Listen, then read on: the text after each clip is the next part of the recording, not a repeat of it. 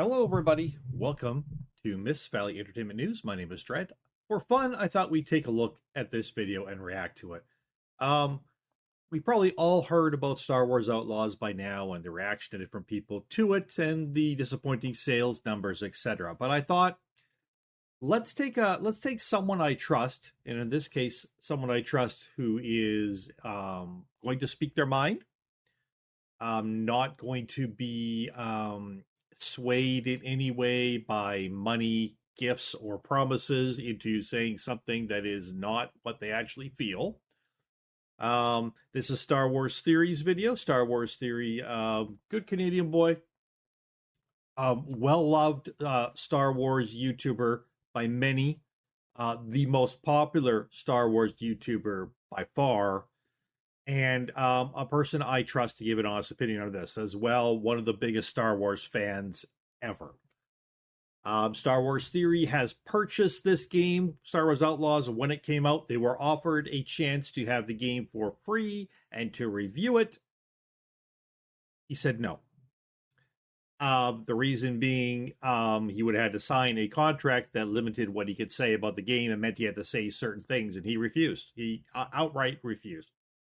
So he then went and bought the game himself, and he played it. And he played this game live. I jumped into several of his live streams and watched him play here and there, bits and pieces of this game. I got to see some of his live reactions to the game itself.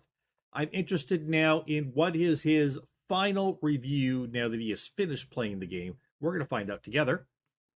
So, without further ado, let's take a look at what Star Wars Theory has to say for his final review about Star Wars Outlaw. His video is entitled Star Wars Outlaws Final Review, the worst game I've ever played. I have not seen this video yet. You and I are seeing this together for the first time. Being as this is a Star Wars Theory video and I do trust him, I am hitting the like button. And I encourage you to check out the original video, which will be linked down below. Let's go. Fulfill your destiny. TheorySabers.com. Well, I put in as many hours as I could into Star Wars Outlaws, even stopping a whole bunch of times before going back to it to say, why don't I give it another shot? Mainly to hang out with the community and just kind of get a consensus on this game overall and really play it through, because I am a real believer in, if you're going to critique something or give a review on something, you have to at least watch it or play it in entirety to really know what you're talking about, Good not point. just be a influenced person that is just hating on something or loving something blindly. And Kind of what I'm talking about. He wants to give his real opinion, and he wants to actually have the experience of having played the game in its entirety before giving that review on it. I respect that. so I really try to do my due diligence to really watch something all the way through and then give my take on it and give my opinion. And I did my best with Outlaws. I really did. As you can see, there's so many streams that I did that are popping up on the screen right now. Yep. And you can see the hours that I put into this game. And while I had a great time with the community, that's just hanging out. I'm going to guess it's roughly 30 hours-ish. Close to 30 hours anyways in this game. With the subscribers. The game overall was probably one of the worst games I've ever played in my life. Let's start at the very beginning. Okay, the game is 3 days early as like a early access pass. It was $160 Canadian, which I thought was, okay, you get to play early. Wow, he purchased it 3 days early for $160. Wow.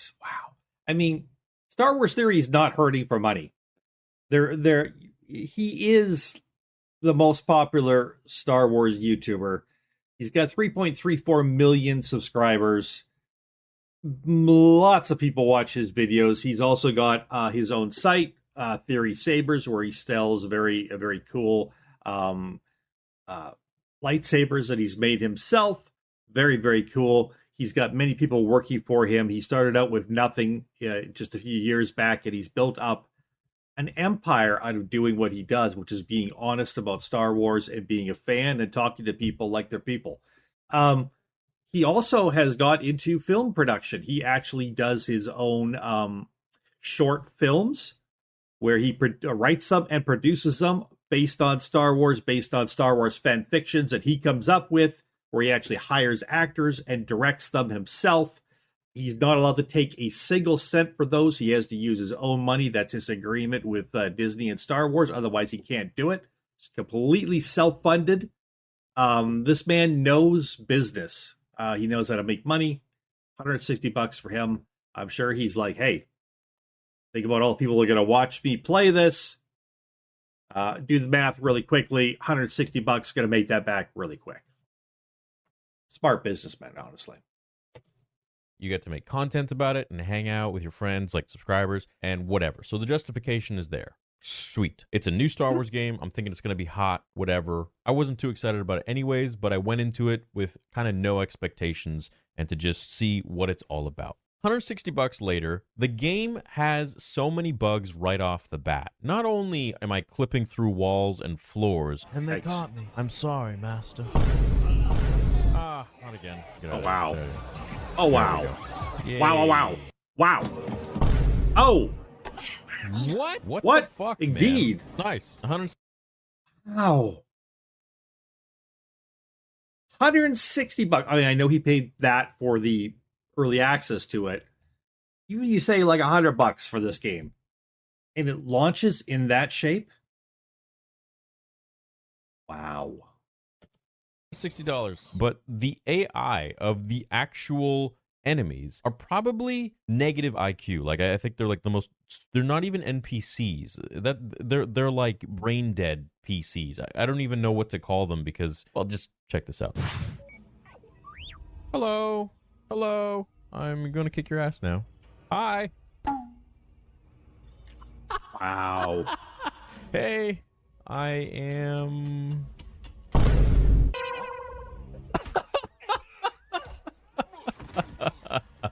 Wow. Freaking. So all the NPCs are apparently blind and deaf. How does a company think they can put a game out in that state? How? It's no wonder Ubisoft is on the verge of getting bought out by Tencent and taken public.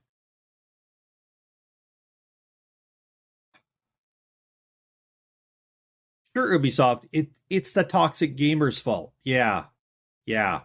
It's not the negative quality of your games. Negative. Like so bad they're in the negative.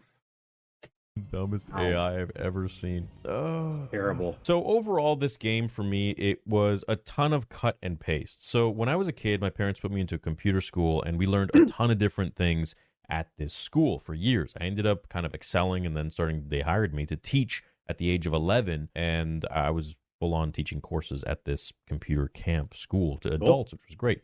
One of the courses they really taught us on was gaming and developing games.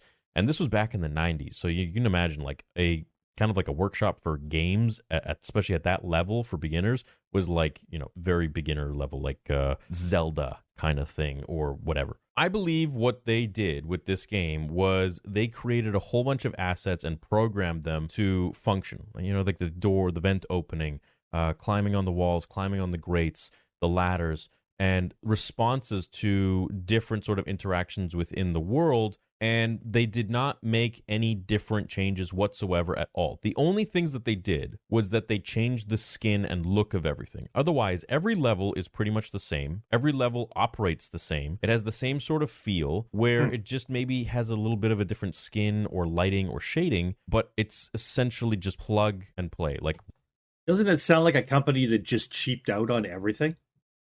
What is the easiest way we can make money off a Star Wars game? How can we do this easy? How can we just not put a lot of effort into this? Wow.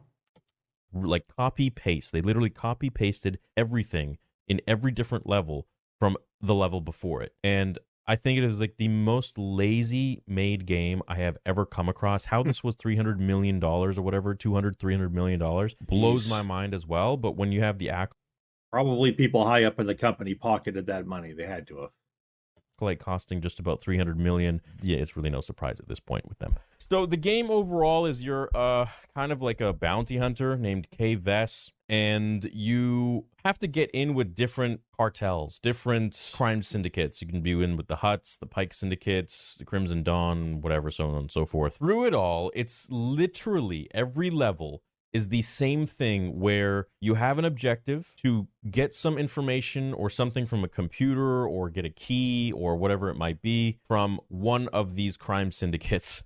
And you have to crawl your way through. It's all stealth and retrieve the objective and then crawl your way back. Try not to get caught or seen, and then bring it back to whoever whoever hired you. And you do this enough times and you eventually get in with different crime syndicates, and that like ups your level of status with them, so you can get into like their areas that are more confidential, or group members or clan members or whatever it is that are allowed in there. And this sort of opens up other tasks within the game, but the tasks are literally the same. Like it's the exact same thing all the. That's lazy storytelling to go with their lazy work. And again, Ubisoft blames you, the toxic gamers, for their games not selling well. How dare you be so toxic as to point out that our games are freaking terrible and overpriced and lazy and boring and lame? How dare you? How dare you? That's toxic of you. You should just buy whatever we put out for however much we price it at and be happy. Where have we heard that shit before, right? The way through. And in order to get from one place to another, if you're not within the same freaking little city that's like super confined, then you're essentially using a speeder bike that you have to upgrade like crazy throughout the whole game. And the upgrades really aren't that special at all. To go from probably 1 mile an hour to maybe 5 miles an hour at most with a boost, maybe you're getting up to like 7 to 10 miles an hour while you're traveling on this thing. And it's well, any faster, and I'm sure the game wouldn't be able to load, is probably what it is.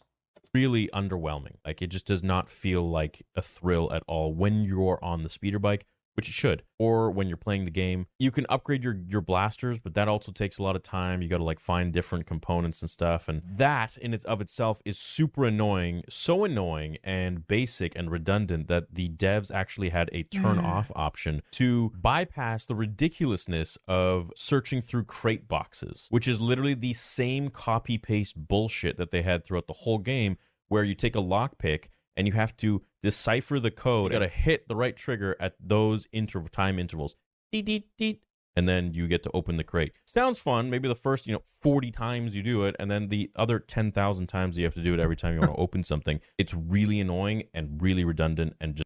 Wow, this does sound like it was made by Ubisoft, doesn't it? Boring, redundant, copy-paste. Yeah, this is definitely the Ubisoft way of doing things. The last 15 years at least. Just not clever or anything at all. Like Skyrim, for example, I felt like that was at least very skill based. Like there was a lot. Every lock was kind of different. Really? Wow. If you feel like Skyrim was skill based and a lot better than the lockpicking in Star Wars Outlaws, then I can only imagine how bad it was. Because anybody who mods Skyrim, I'm fine with the lockpicking as it is, but a lot of people who mod Skyrim, that's one of the things they'll mod. They'll make the lockpicking more difficult and more interesting. Again, I don't have an issue with the vanilla Skyrim lockpicking. It's fine. It's not overly difficult. I mean, you get higher level locks, you need to be higher level. That's all in lockpicking experience. It's basic, but yeah. And there were so many variables to it. It wasn't just like deet, deet, deet, deet, deet. Not even that. There's like 3 beeps, and then you have to figure it out. The game is extremely basic. It was something that was put together half-assedly, I feel like. There were probably so many problems that made this thing cost $300 million. The graphics, I'm pretty sure my PS3 had the same graphics. I didn't even have a PS3, so my GameCube had the same graphics as this, if not maybe even a little bit better. And I'm running this on a PC that is maxed out, next level PC. So there's no reason why the game should look as shitty as it does. And whether it's on... So definitely not well optimized. Was there Ubisoft, was there anything you did even decently with this game so far? On console or PC, you see how the graphics are just unbelievably not of our time. They are like maybe 10 years ago at earliest. So I think the game, maybe they had some intention to create some sort of a open world game and they really advertised it as such. But as a Star Wars game, it did not sell. It did not feel like it sold to me. It did not feel like a Star Wars game. It felt like you are a chick bounty hunter on, not even a bounty hunter, like a scoundrel that's just doing these menial jobs from henchmen and different cartel bosses that are telling you to go and retrieve this object, and then you have to stealth your way back. By stealth your way back, I literally mean you like crouch and hide your way back, but through the same copy-pasted environments as every other freaking level. So whether you're trying to like jump on a pole and then jump to another pole and then climb a little bit, and then crouch, or go through an air vent and crouch through that and you get like a Doom perspective, and then you get out of the air vent, wait till the guy goes past, and then you get out again. So boring, so redundant, not fun. Very, very, very boring. Then the other thing was the NPC characters. I mean, you could literally crouch next to one and they wouldn't even notice that you're there. You could literally in a blaster fire of frenzy against 10 other stormtroopers and officers and Imperials, you could literally run your way through there and just haymaker, beat the shit out of everybody, and then you'll be fine. Use a couple stim packs and you're good. I mean, yeah, that's fun and all, but it's really not. All of that combined, I really didn't like. See, that did sound like fun. That sounded like the most fun that he said so far. It's yeah. Pretty sad. Game. I thought it was a super big waste of time, waste of money on my end, and also for Disney, who hired Ubisoft. I don't know who's to blame here. I don't know if Ubisoft has the poor vision.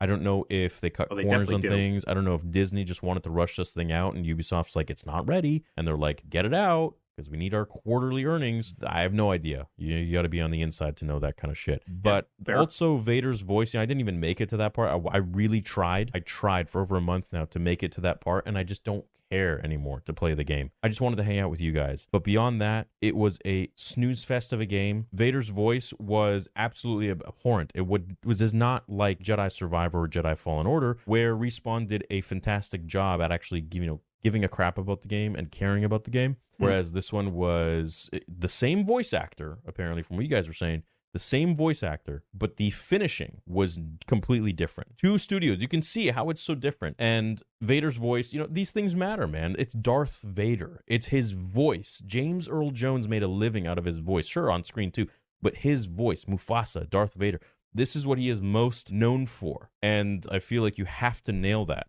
Especially when you have access to the studio, you have access to James Earl Jones's AI voice that he gave you a permission for. What is this? Sure, this is the voice actor, but it's the same voice actor from Jedi Fallen Order and Survivor, which was phenomenal because they did the post-editing properly. Right? The post-processing, the sound engineering of Vader's voice was done great. It wasn't done great in this one. I don't know what they did. It sounded like a kid talking through some sort of a cone. You know how when we were kids, you would take the toilet paper roll or the bounty roll and you'd talk into it in a fan? Luke, I am your father. Yeah. And so it really was like, no, I am your father. But you know what I'm saying? When you're a kid, it's like you're just trying to sound like Vader. And it just, the game just was a waste of time. Waste of time, waste of money. I hope that going forwards, they can really do better. And I hope that they make some actual Star Wars projects that are worth $300 million. I'll tell you what, I think that we're all waiting for Star Wars Eclipse. I think we're also all waiting for an open world bounty hunter game where you can choose. I mean, after everything we've got Star Wars over the last God knows how long, it's not very easy to hold out much hope for Star Wars Eclipse or anything else Star Wars at this point. It really isn't. Choose your character. You can choose who you want to play as. Male, female, alien. What do you want? You can choose your suit. You can customize your character. This is where fans fall in love with stuff. Customization. I agree. We're all different, right? So when you're playing a video game, it's very important to feel very connected to the character, and you can do that either through story or also by making the character kind of look like you. Like, build your own character. Make it the features how you want. Customize it. It's like your car. Pimp my ride. Make it how you want. It's the same thing. So I think that there's a very easy learning curve for these game developers. Just look at Fallen Order. Look at Jedi Survivor. Phenomenal games. fantastic games that did a great job. They made so much money, and yet this game failed big time. Apparently now I'm seeing they only did 1 million copies sold, which I mean, on a $160 price tag, they're making bank, but still, they didn't even break half even because that's Canadian. So what is that in American dollars? It's like 120, 130 bucks, 129, something like that, USD. So I think that's, and nobody, not that many people probably bought it 3 days before. So then the game dropped to like what, $100. So Yeah. Yeah. It was it sounds like just a big fail. So I want to hear from you. Anybody out there bought or played this game? Or have you, watched others play it? What are your opinions? Do you think what Star Wars Theory says about the game is fair? Um, you have different opinions on some parts of the game or some aspects of this you want to share. Go drop down in the comments. Let me know. the game probably made them like 80 million to 90, 100, or 100 million. And that means they lost about $200 million on the game. There wasn't enough advertising on it. The game did not look pristine. It did not look clean, it didn't have nice graphics. The character was lame. Nobody was invested. The story was lame. Nobody was invested. The gameplay sucked. It was lazy. It was half-baked. It was put together very poorly and just copy-pasted a whole bunch of environments. Yeah, but Theory, what is your real opinion on this? And that was it. The game really could have been much better, I feel like. But at the same time, nobody asked for this. Nobody wanted this game. The exciting parts about the game were the space battles were fun. That was like a direct copy, like a copy paste of Battlefront space battles, basically. But beyond that, there was nothing really great about the game at all. I didn't enjoy it. I enjoyed hanging out with you guys and, the potential of being able to play something new, that knowing that Vader's going to show up some point and react to that. But I ain't playing this game anymore. I think it's an absolute waste of money. And So he put between 20 and 30 hours into the game, playing it live, talking with people, playing the game, still didn't make it to the end. And just after putting that much time into it, gave up. Just couldn't do it anymore. hope that they make better Star Wars games going forwards because it's a huge market and they know that they can make billions with a B. The gaming industry is the biggest entertainment industry in the world. It is bigger than music. It is bigger than movies. It is bigger than shows. And I believe that. I believe people want to really invest in games, invest their time into games, and fall in love with the games that they play. I think gaming is huge. So if they really start to make better stories and better games and actually care, we're all going to be happy, right? Investors are going to be like, yeah, we made a lot of money today. And we're going to be like, hey, we got a great Star Wars game. It's going to be a win all around, win-win. So love you guys. Hope you have a great day. TheorySavers.com. And I will see you all in the next video. Until then, remember, the Force will be with you. Everybody, again, drop down in the comments and let me know what you think. What do you think about the video? What do you think about Star Wars Outlaws? Have you played it? What's your opinion? Have you watched it? What's your opinion? Is this a fair review? Do you agree or disagree? Let me know. I'd like to get involved with conversations about this kind of thing. It's interesting. There's going to be people out there who play this game and enjoy it. Every game has people who enjoy it. Some people just they like different things. They're just they're made differently. Everybody's different, right? So something may appeal to somebody really a lot in this game, and they're willing to overlook a lot of other things and say this game is great. They really enjoyed it. I respect that. But there's got to be a sense of realism too. The game is buggy. That's not good when the game is very buggy. Anyways, I'm from Miss Valley Entertainment News. My name is Dred. I'm out of here, people. See you next time. Bye-bye. So, Star Wars Outlaws. That was a thing. Thanks, Ubisoft. Good luck in the future.